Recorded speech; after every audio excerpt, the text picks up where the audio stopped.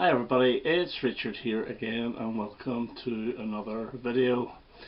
Now this is a contest entry for one of my favourite channels on the VC, and that's TKR VideoCentral, which is hosted by TC.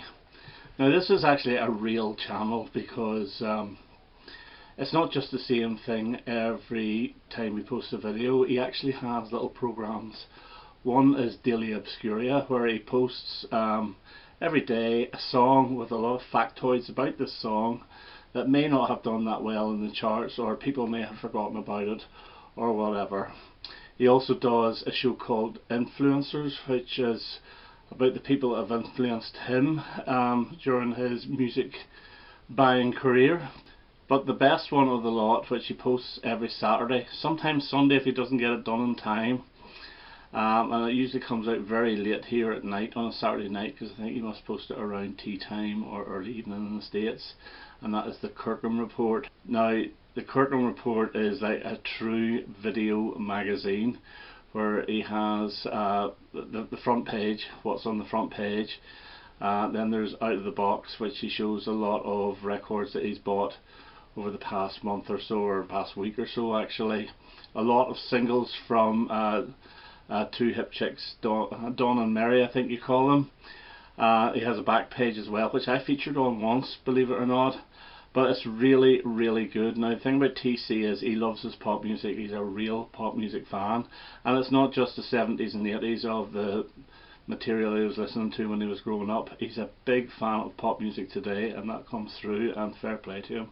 I'm not, but fair play to him that he is, and he loves the Eurovision Song Contest. He recently did a video on the Carpenters ranking the singles, which I thought was brilliant. He's done another one ranking the LP tracks, which I haven't watched yet. I will this afternoon, so I'm looking forward to that. But he also likes bands like Def Leppard, so it's not just pop music, but I think pop music is in his heart. It's a bit like me, but he's even more so. So he's got a contest to push to 200 subscribers. The guy should have 1,000 subscribers. I think it's a really, really good show. And what he's asked is to show 10 items, not 9, not 11, but 10 items that you think that nobody else has in the VC. It's all linked with the Daily Obscuria. Now this is next to impossible, because you don't know whether people have got this. So you can go down a couple of routes. You can go down the rarities route, or you can go down the route that this stuff you have is that bad nobody in their right mind would actually own it.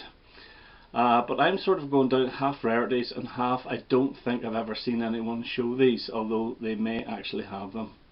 He also says no more than 2 formats, so I'm splitting it up into 2. It's 5 7-inch singles and 5 12-inch singles. So with that all out of the way, by the way, I'll leave a link to TC's video, and please subscribe. It's a really, really good channel, and please enter this contest as well. And if you do actually enter the contest, which I hope you all do, put my name down so I can get an extra number in the draw. So anyway, here are the 10 records I'm going to show that I do not think that people actually have. So starting off with the 12-inch singles. Now this is an ELO 12-inch from 1986, and it is getting to the point, and this is actually quite rare. I don't think this was available for that long, and there was an issue that Jeff Lynne had with this as well, because the B-side features the ELO Megamix, which I don't think he didn't sanction it anyway, so I'm not too sure if this was actually withdrawn, or if there was a pressing plant error, or there was a strike or whatever, but it is quite hard to get. I actually found this in an indoor market for about £1. Must have been about 20 odd years ago, and I bought it just for the remix, or the Megamix, and it is actually quite good. I quite enjoy it. So that's ELO, Getting to the Point. It was the 3rd single from Balance of Power. The next 12-inch is, I've shown this one before, and this is the Ramones, Time Has Come Today. Now this came out in 1983, and this was stocked in my local record shop. Sounds fantastic. Now in those days all the 7-inches were in pigeonholes at the back of the counter, all labelled 1 to 40, and you know, whichever number in the charts it was in. However, the 12-inch singles were beside the LPs in sort of one column before the A's started with the LP, so I always flick through just to see if there's any decent 12-inch singles that had come out. I saw this, I didn't know the song at all, Time Has Come Today, but Sheena as a Punk Rocker was on this, which I loved and I never had, so I bought it. I played Time Has Come Today once, didn't really enjoy it. It's from the Subterranean Jungle album, but I must have played Sheena as a Punk Rocker about 10 times in a row. Absolutely loved it. And even better, you get Do You Remember Rock and Roll Radio on this as well, and Teenage Lobotomy. So yeah, a really good 12-inch single. Pity about the A-side though. I think it was a cover version as well. No idea who did the actual original. So the Ramones, Time Has Come Today. Somebody might have that, I don't know, but I've never seen anybody show it. I've also never seen anybody show Roger Taylor's Happiness 12-inch single from his 1994 album of the same name, and this is actually a picture disc, and I bought this out of a shop in Belfast that was close to shutting down, so this cost about 99p too. It's not what you would call very rare, and you can pick this up for next to nothing, but it's a good song, and as I say, I've never seen anybody show this. So some of the big Queen fans may have this, but I've never actually seen it. So Roger Taylor's Happiness. And the fourth of the 12 inches, and this is, I've shown this on 7-inch so many times, and this is Perfect Crime, Brave. Now I love this song, it's one of my favourite songs from 1983. It's from a local band. They only had 2 singles. The lead singer is Gregory Gray, who passed away about 4 or 5 years ago, maybe longer, I'm not sure. But I always loved the song, so I thought I'll buy the 12-inch because surely it'll just be a slightly extended version, which will be even better. So I bought it, I played it, I was disappointed because it was a complete reworking of the song. It wasn't anything like the 7-inch. And when I went back the next week to buy the 7-inch, they had none left and I couldn't get any anywhere. But my friend had it, so I persuaded him to swap his 7-inch single for my 12-inch, which he did. And then my brother's friends found out that I had the 7-inch and he wanted to borrow it to tape it, and I thought, right, fine. But about 2 weeks went by and I never got it back. So I said to him, my brother, please contact him so I can get the single back, and he said he had accidentally sat on it. Well, I don't believe that, I think he just nicked it. I did actually finally get it about 10 years ago. I bought it off eBay, and I bought this again just to have, and it's not a bad version, but it's not as good as the 7-inch. I bought this, must have been about 3 or 4 years ago, so it's Perfect Crime and Brave. And the last of the 12-inch singles, and somebody might have this, I have a sneaky feeling Mike at PC31 might have this, and this is Slade, 6 of the Best. And this is a 12-inch that was released in 1980 when Slade couldn't give away any of their records, and it has the rock side and the back side. It starts off with Night Starvation, which ended up on We'll Bring the House Down album. It's a brilliant song. When I'm Dancing I Ain't Fighting, which also ended up on We'll Bring the House Down, as well as the live version from the Reading EP. I'm a Rocker, or I'm a Rocker, is from the 1979 album Return to Base. Don't Waste Your Time and Wheels Ain't Coming Down. Return to Base again, even though Wheels Ain't Coming Down also go on We'll Bring the House Down. And then a song that didn't get on any of the albums is 9 to 5, which is really, really good. I think this is a fantastic 12-inch single. It's not that expensive. It says £1.49 on it, but you won't get it for £1.49 anymore. But it's pretty good, and for any Slade fan it's necessary, for 9 to 5 especially. So that's Slade, 6 of the Best. Okay, going on to the 7-inch singles, and this one here is quite a rarity now, and this is Kate Bush, Night of the Swallow. Now this came out in 1983 in Ireland only, Republic of Ireland, not even Northern Ireland, but sounds fantastic. Managed to snag about 8 copies of it and couldn't sell any of them. It's on the EMI label, and it was going for 50p, and I bought one. I wish I had have bought them all because it is worth a few bob. It's at least 150 to 200 pound for this now. But yeah, this is from the Dreaming album. It's got an Irishy feel to it. I think that's why it was released in Ireland, and I know a lot of Kate Bush fans are looking for this. But yeah, I bought this out of the cheapy box.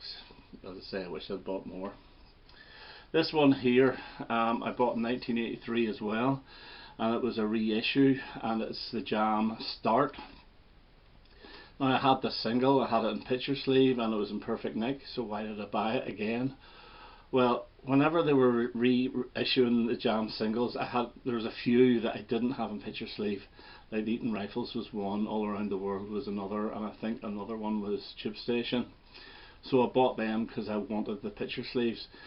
But David, or it might have been George behind the counter, says, listen to this, and he took out the Start single and he played it, and it just looks exactly the same as the single I have. But Start didn't play, it was a mispress. The Village People, Can't Stop the Music played. So I thought, right, I'm going to buy that. And he said, why do you want to buy that? Because it's not Start. I thought it's just an oddity, so I bought it for the collection. And it's not that expensive now either. You can get this for a tenner, I'm sure. But it's really good nick. And if you look in Discogs, a lot of these don't have picture sleeves. But this one was never played because it was the Village People, so the picture sleeve is in absolutely perfect condition. Okay, the third 7 inches is a recent one actually I bought over the past couple of years. And this is two groups in one. It's a 4-track EP. It's the Disco Brothers doing Let's Go to the Disco and Everybody Dance, and the Tartan Horde doing Bay City Rollers, We Love You, and Rollers Show. Now, the reason I bought this is actually a reissue from the late 70s. It's because it's Nick Lowe, and you can see Nick Lowe there with the guitar and the sunglasses on his guitar on his shoulder and the sunglasses. So yeah, they're not bad songs.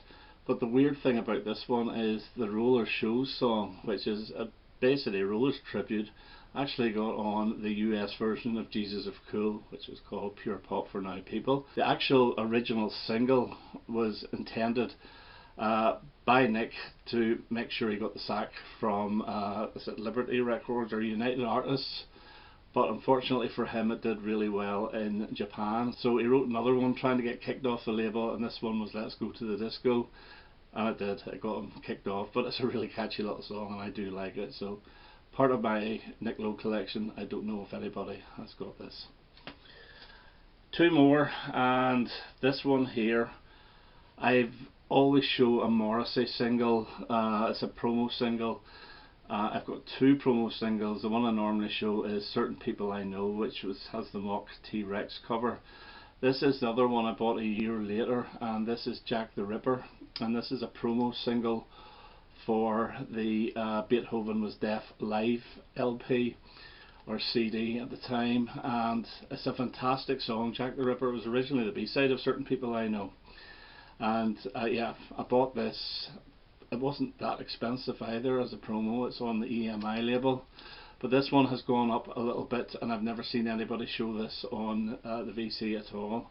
The B-side of this is a live version of Sister I'm a Poet, which is very good. But yeah, nice to have it, and I've had this since 1993, so I got it out of a music mag, though I did with the Certain People I Know. So there we go. Is Jack the Ripper promotional copy.